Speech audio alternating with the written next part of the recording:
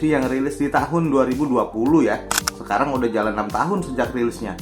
Lagi rame lagi sekarang ini, sampai disebut HP anomali. Loh kok bisa? Yuk cekidot aja dan jangan lupa subscribe. Oke? Yuk lanjut ya. Di video sebelumnya gue udah bahas performa main gamenya untuk tahun 2026 ini ya. Disimak aja tuh videonya nih, bisa di card sini atau di deskripsi, nanti gue sematkan. Yap, Poco X3 NFC ini disebut HP anomali karena HP ini di harga kondisi second sekitar 600.000 sampai 1 jutaan bisa hasilkan rekaman video yang stabil. Yang cari HP-nya gue taruh di tag ya. Itu gue pilihin toko yang bagus-bagus dan berani kasih garansi.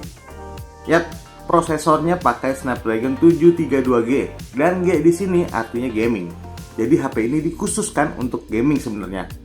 Ya yang bisa kita lihat di video sebelumnya, untuk gaming juga masih oke banget di tahun 2026 ini dengan kondisi tertentu pastinya ya.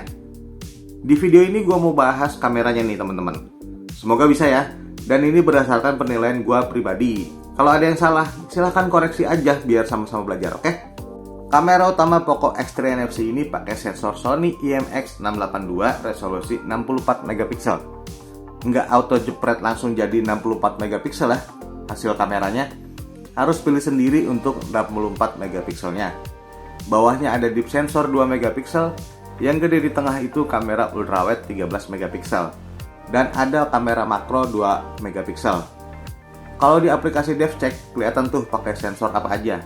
Yang utama pakai sensor Sony IMX682 64 megapiksel, kamera depth pakai OmniVision OV, kamera ultrawide pakai Hynix, kamera depan pakai Samsung S5K3T2 1 beresolusi 20 megapiksel.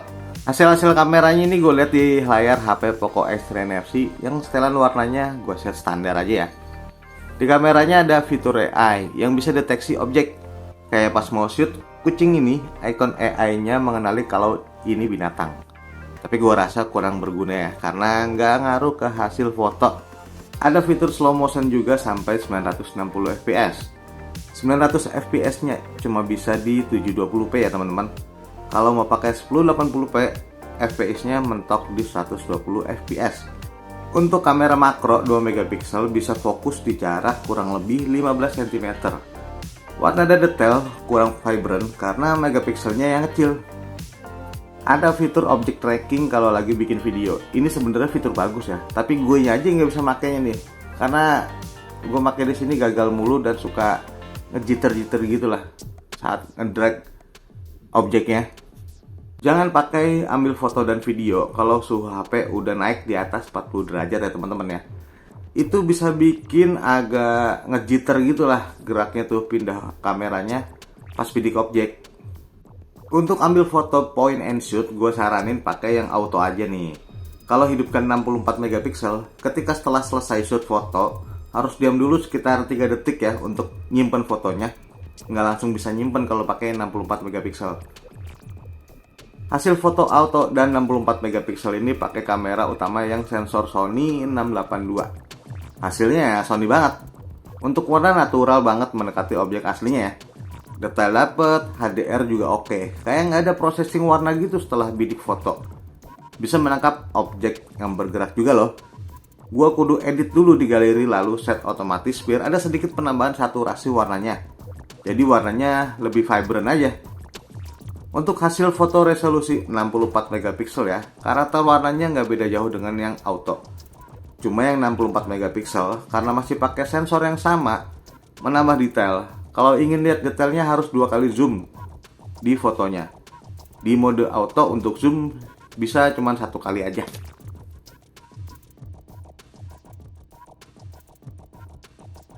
Di Poco X3 NFC ini ada fitur night mode ya teman-teman ya. Bedanya dengan auto ketika foto malam. Night mode menambah kecerahan dan mengurangi flare pada lampu. Terlihat lebih baik namun mengorbankan detailnya. Kalau untuk sekedar status WhatsApp sih ya masih oke.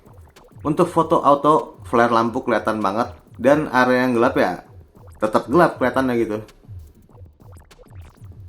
Dan ini hasil foto-foto kamera ultrawide-nya teman-teman ya. Resolusinya 13 megapiksel. Keluasannya 0,6 119 derajat. Ini HDR dapat banget, warnanya oke, sinematik banget teman-teman. Jadi kalau untuk teman-teman yang suka hunting ke daerah-daerah puncak, daerah pedesaan, persawahan gitu, ini dipakai foto kamera ultrawide ini enak banget. Pokoknya keren lah. Kamera depan Poco X3 NFC ini beresolusi 20 megapiksel dan kamera depan gue ini sudah terinfeksi cairan hijau dari layar ini ya. Jadi mungkin yang gue sampaikan bisa beda hasilnya dengan yang teman-teman alamin nih. Untuk hasil foto selfie, nih hindarin banget background yang terang banget. Kayak contoh di foto ini, backgroundnya langit yang lagi putih warnanya. Mode autonya langsung fokus ke foreground yang bikin langit jadi putih. Atau bisa ketuk sendiri untuk fokus ke background, tapi bikin foreground jadi lebih gelap. Harus cari fokus balance-nya biar bisa kelihatan semua. Kalau di background aman gini ya bisa kelihatan semua nih. Untuk skin tone, no effect ini agak kurang vibrant kalau kata gue ya. Dan detailnya sih cakep banget. Pori-pori muka gue aja kelihatan banget nih. Yang mau kelihatan ganteng ya wajib pakai efek kalau mau selfie pakai HP ini. Untuk foto bokehnya rapi loh kamera depannya. Nah, kalau bokeh gini, muka diperhalus nggak kayak foto biasa tadi ya. Potongan foreground dan backgroundnya rapi. Detail di bagian sini juga kelihatan nih di potong-potongannya. Jadi, oke banget. Untuk perekaman video, Poco X3 NFC ini support sampai 4K 30 fps. Fitur stabilnya hanya aktif di Full HD 30 fps. Dan stabil di 30 fps ini udah stabil banget loh. Untuk rekaman video, fokusnya kurang halus kalau kata gua. Tapi pas dapet fokus itu bagus banget. Apalagi pas posisi HP panas, kadang susah dapat autofocus. Harus diketuk objeknya biar bisa fokus. Karakter warna di hasil videonya nggak berlebihan ya. Perlu sedikit color grading, sedikit aja untuk menambah warna aja nih. Kesannya sinematik gitu hasil-hasil rekamannya. Untuk video kamera depan bagus dan lumayan stabil loh. Resolusinya cuma sampai 1080. Ini gue rekam sambil naik motor dan bukan di jalan raya ya. Jadi getarannya lumayan, tapi hasil videonya masih stabil di kamera depan ini ya. Di resolusi Full HD 30 fps, 60 fps, atau 4K, karakter warnanya mirip karena pakai kamera yang sama. Di 4K untuk detail bertambah ya, biarpun gak ada fitur stabil di 30 fps, 60 fps, dan 4K. Kalau untuk rekam sambil jalan sih ya masih bisa diatasi guncangan-guncangan kecil gitu ya. Nah ini dia hidden gemnya ya, yang bikin anomali ya ini. Karena di tahun 2026 ini ya, HP second 600.000 sampai 1,5 juta bisa hasilkan video ultrawide sestabil ini. Mau di 30 fps, 60 fps, 4K, kamera ultrawide bisa kasih hasil rekaman yang stabil banget. Keluasannya 0,6, 119 derajat. Padahal di HP ini nggak ada fitur OIS, hanya ada ACE. Gue rekam di jalan yang nggak mulus tetap bisa hasilkan video stabil dan sinematik. Sayang banget gue rekamnya di portrait ya, bukan di landscape. Mungkin kerasa banget kalau di landscape sinematiknya. Resolusinya 13 megapiksel, jadi warnanya kurang vibrant ya. Kasih sedikit grading biar warnanya kelihatan hidup. Detail juga kurang dibanding rekam pakai sensor utamanya yang 64 megapiksel. Tapi ini udah oke banget ya, stabilnya gokil banget nih. Ini poin plus banget di Poco X3 NFC yang didesain untuk gaming, malah bagus di kamera nih. Ya, entah Xiaomi salah naruh sensor apa gimana nih dulunya nih. Oke, itu ulasan gue soal kamera Poco X3 NFC si HP anomali ini. Ini sih hasil pendapat gue aja ya, silahkan dikoreksi jika ada yang salah. Tulis di kolom komentar pendapat teman-teman soal kamera Poco X3 NFC ini yang lagi tren nih. Si HP anomali. Ini kalau ada yang nanya HP second 1 jutaan, ini masuk list loh. Biarpun ini HP udah di atas 5 tahun gitu. Jadi silakan koreksi aja biar kita sama-sama belajar. Oke? Dan gitu aja. Jangan lupa subscribe dan see you, bye-bye.